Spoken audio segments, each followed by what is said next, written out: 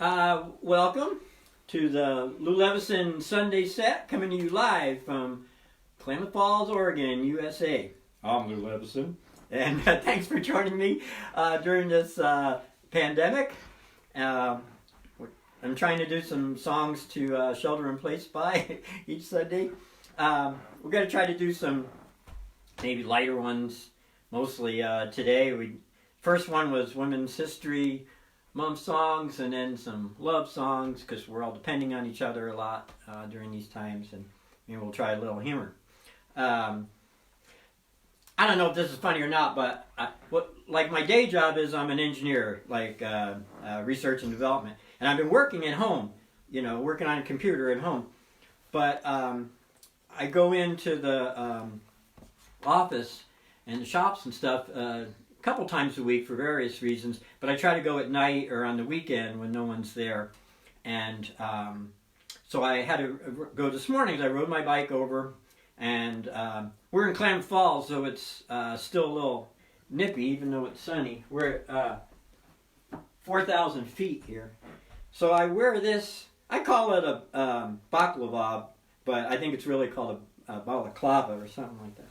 But I wear this under my bike helmet, keep my ears warm and stuff. So I had to go pick up some parts that I had 3D printed, some prototype parts. I could show them to you, but then I'd have to kill you. So. Anyway, so I ride over to the over there, and I go in, and then I'm like, oh, I left my mask.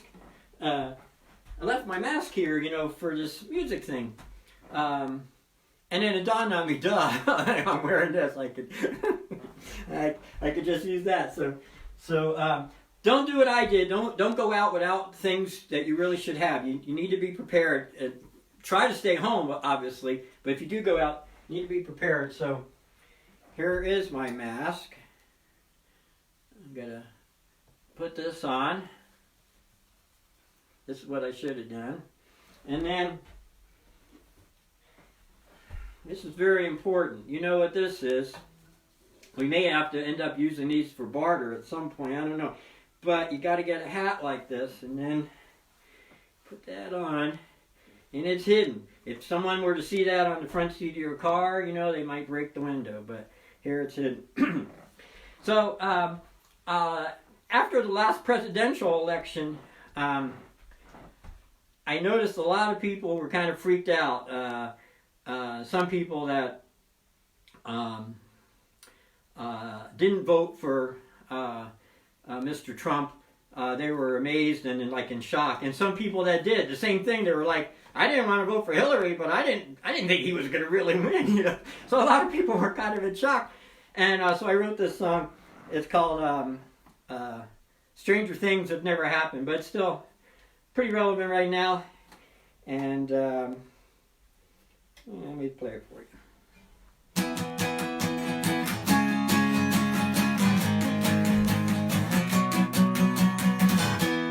Strange things have never happened in my life that I know. Stranger things have never happened. It's hard to say where this country will go. Some people will just want to scream that it's like being in a dream, but you don't wake up. Ooh, ooh, ooh.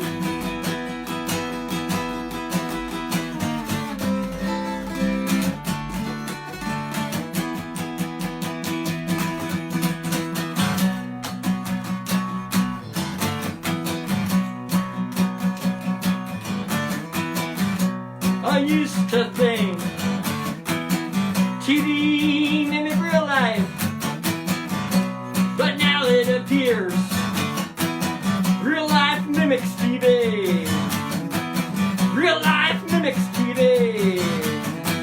Real life mimics TV. And it's scary.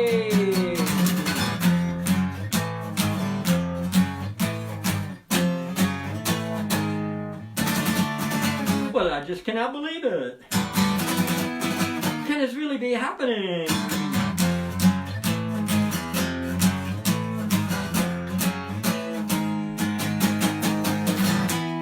Stranger things have never happened in my life that I know. Stranger things have never happened.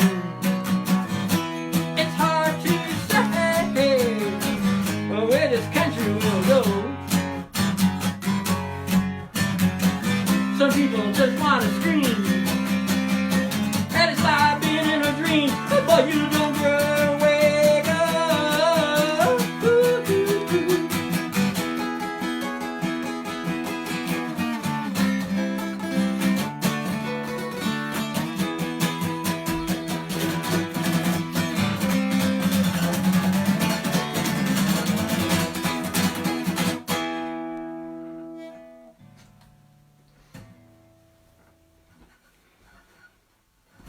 Okay, let's see. So now I'm going to do a pretty old song. And this song was is based on a kid I went to high school with. And for some reason he made chicken sounds all the time. He was really good at it too. But other kids would give him a hard time because of that. So my wife Linda, our chief technical officer and producer of this series, made this beautiful chicken hat for me. Might have to back up a little. she'd be up here with me too, but she's kind of chicken. But anyway, there is like a cluck along. I don't know if I call it a sing along, but you'll hear at a certain point you can make chicken noises.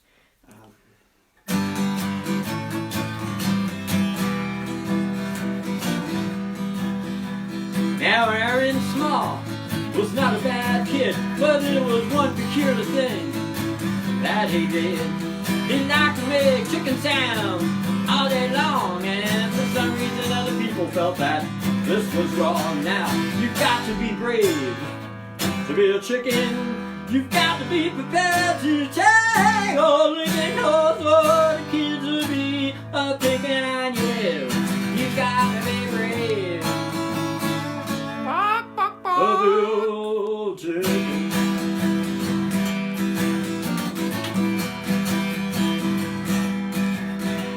Now Aaron's shape, it was hard to pay.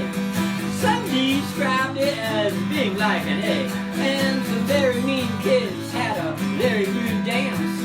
There were only footprints on the back of Aaron's pants. Now you've got to be brave to be a chicken. You've got to be prepared to take a living cause the kids will be picking on you. You got to be brave to be a chicken.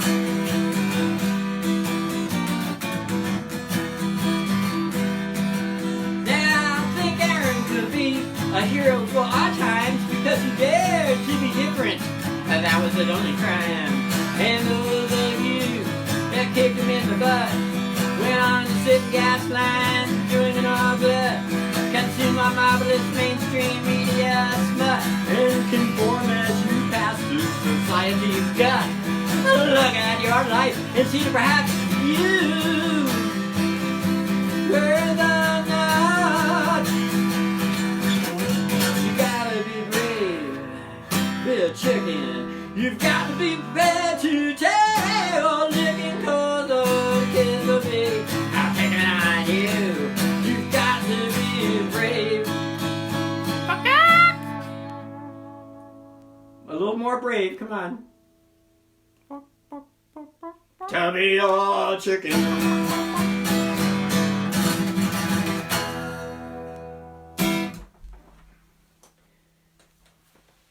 For any of you that clucked along, thank you very much. Linda provided the in-house clucking here. Okay, so this song didn't start out to be humorous.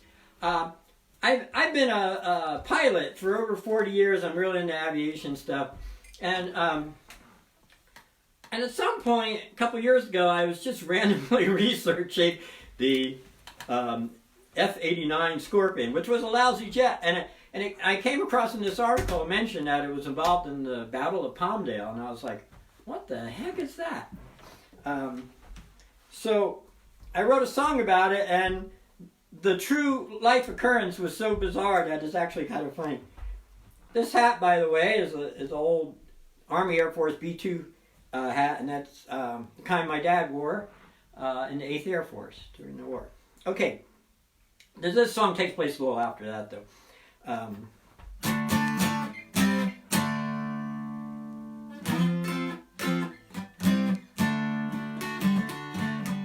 Have you heard the tale? The Battle of Palmdale. Have you heard the tale of the Battle of Palmdale? Battle of Palmdale. Battle of Palmdale.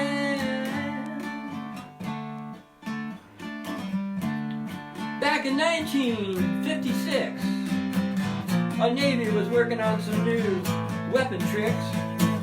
So they launched the Hellcat drone from Point Magoo to see what one of them new missiles could do. But that drone had a mind of its own that day. Turned around over the ocean, headed toward LA, and that drone flew on and on. Yeah! Drone flew on and on. But the Navy controlled the seas, but the drone was now over land.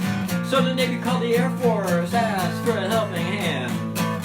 The Air Force scrambled to intercept the jets with lots of rockets and computers and radar sets.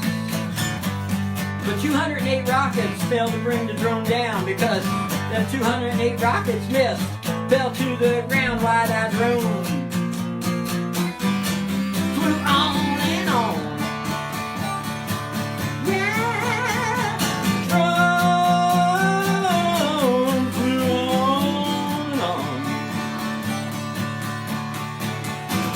Well, the jets turned around, all out of rockets to shoot.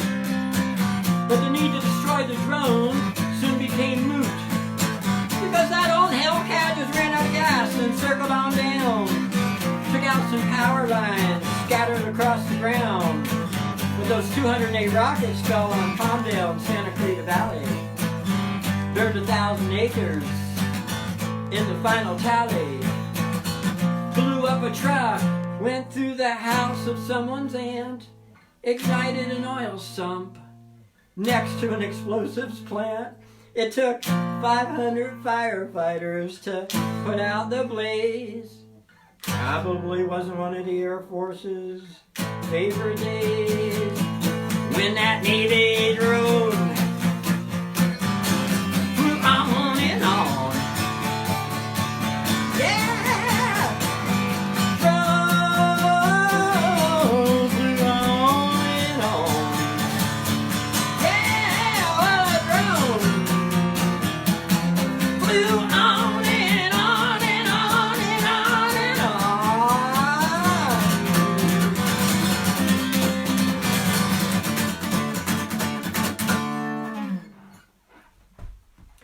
Battle of Palmdale.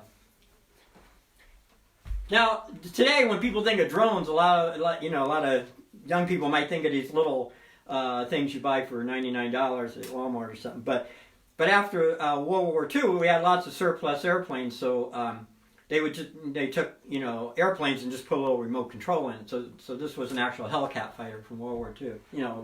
Kind of a big piece of aluminum flying around. So what's next? Oh, so forgot today's Sunday, Easter. So for those of you who celebrate that, happy Easter. I'm Jewish. We're still in Passover, and we did an interesting thing. last week had kind of a Passover Seder with Zoom, one of these online things that allows, networking. So we had like 6 different households on the east and west coast, and so we could all see each other, and so we had a Seder together. So a Seder, for Passover, the tradition is you tell the story of the Jews being liberated from slavery in Egypt, and the Exodus. And I don't know what this looks like. Let's see. Close enough. Okay. And so anyway, and part of the story that you might have seen in cartoons or something is the baby that ends up being Moses that leads the Jews out of Egypt. When he was little, all the Jewish babies were supposed to be killed, all the Jewish male babies. And his mother and sister Miriam, they wanted to save him, so they put him in a basket. He went down the Nile. Pharaoh's daughter found him. Oh, baby! And he grew up in the house of Pharaoh, and later, supposedly when he was like 80 or something, that's when he led the Jews out of Egypt. His mother supposedly was over 100 when she gave birth to Moses. I wasn't there, I don't know. But anyway, so this song is about Miriam, the sister. And let me just grab a little drink of water here. Thanks. And this is like a sing-along too, and it's the song is called "Don't Try This at Home," so that's the chorus.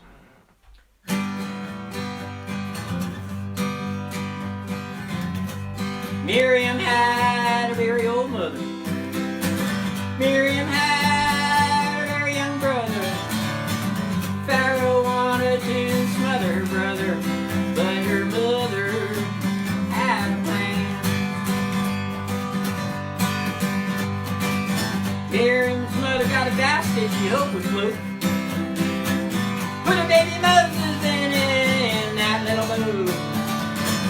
Sent him on down the mighty Nile, home to many a hungry crocodile.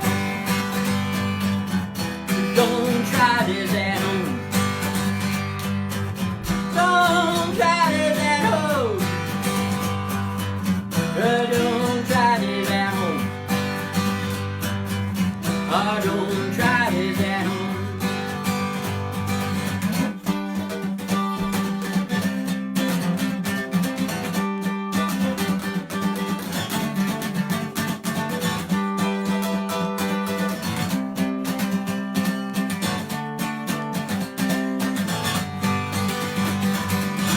Now don't send your baby brother down any river, unless of course you test the basket out first with a load of chopped liver. Get some duct tape, put on some extra styrofoam, or better yet, don't even try this at home.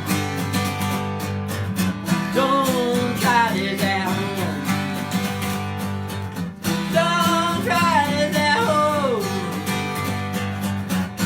Don't try this at home. Children, don't try this at home.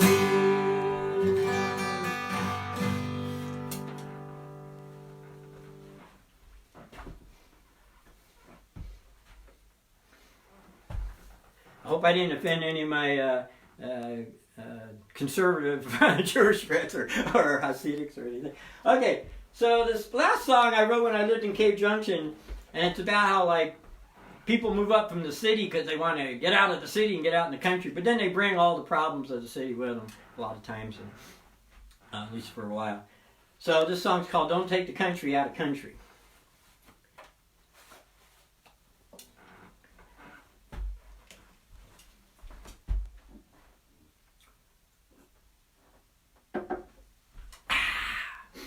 Don't take the country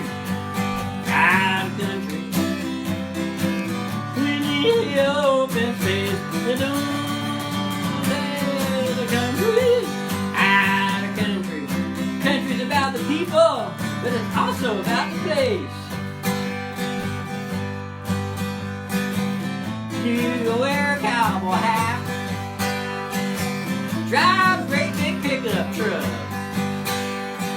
If you don't fish or hunt or farm or any of that kind of stuff, well, someday you may find yourself out of love. So don't take the country out of country. We need the open space. Don't take the country out of country. Country's about the people, but it's also about the place. You can ride a horse, pack your favorite gun.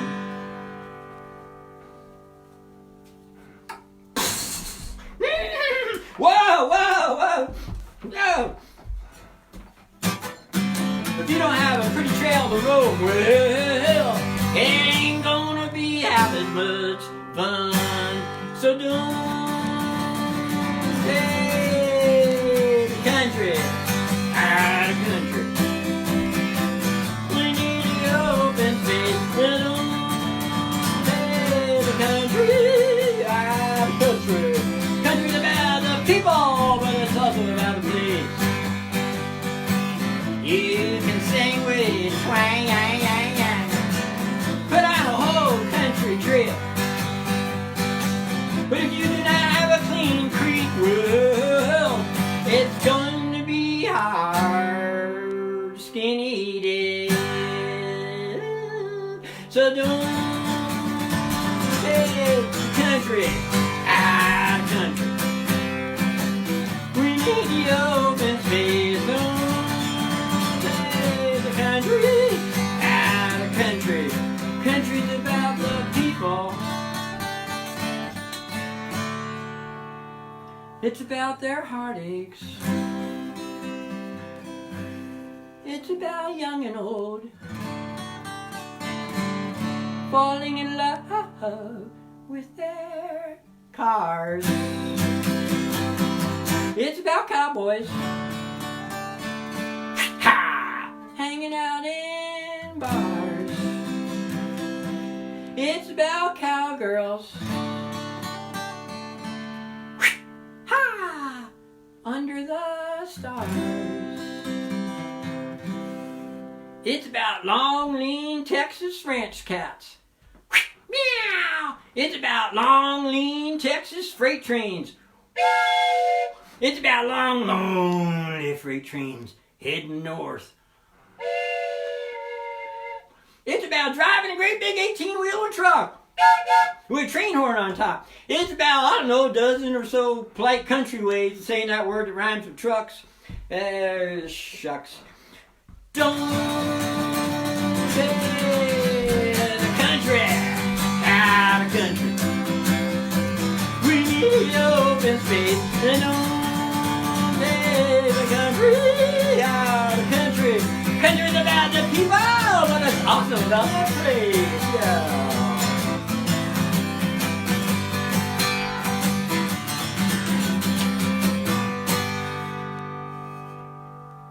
All right. One more hat, but no more songs. That was the last song, but I'm going to put on my German Oktoberfest hat to say hi to Alice and Ruben and any others in Germany that are watching this now. So, Guten Abend or Guten Nacht or whatever, and hope to see, well, I want to actually see you, but I hope that you join next Sunday for the next one. All right, thank you very much.